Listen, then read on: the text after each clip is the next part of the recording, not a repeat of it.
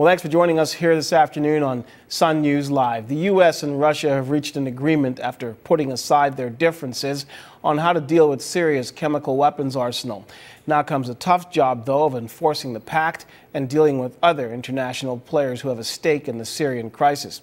Daniel Prusley has been tracking developments in the ongoing story of Syria. He now joins us from Ottawa with the latest. And Daniel, all sides are claiming victory from this framework for the destruction of Syria's chemical weapons. And not surprisingly, that includes U.S. President Barack Obama.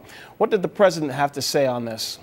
Barack Obama is very positive, obviously, about the agreement and the framework to destroy Syria's chemical weapons. He thinks it actually puts the world in a much better place than it was, say, even a week ago. Watch this.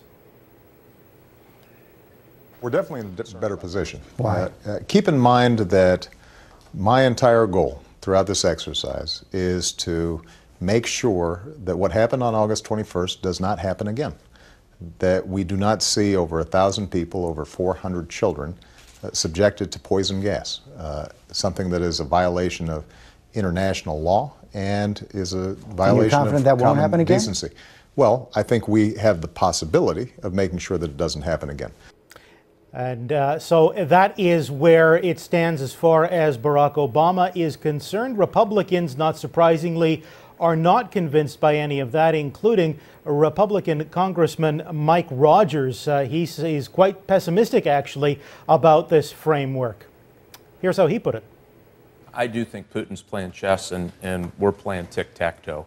Think about where he is and what he wanted out of Syria. He got everything he wanted, including taking away the president's advantage of a guaranteed or at least a credible military strike. That happened, and it happened this week, and it happened with a framework of which we don't really know the conclusion of it.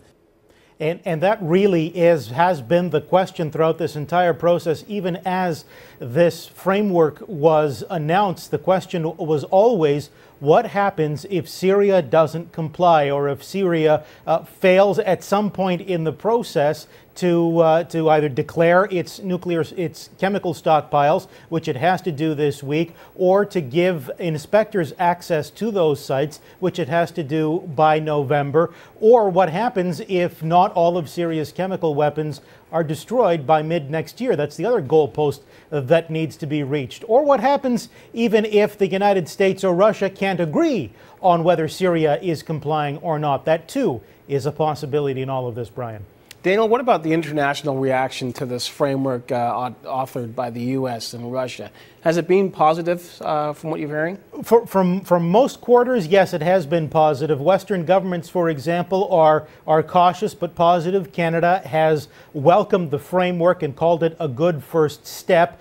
France has taken a similar position. Israel has said that it's a good framework if it ends up resulting in the destruction of Syria's chemical weapons. That's a big if. China has welcomed the deal. China, of course, is an ally of Syria. And the position of Beijing has been that this is something that will calm the region and calm some of the tensions that have been there. And Syria's government itself has been perhaps the most jubilant of all, claiming that this framework is a victory for it. All right, Daniel, thanks for this. Anytime. Daniel Prusley in Ottawa. World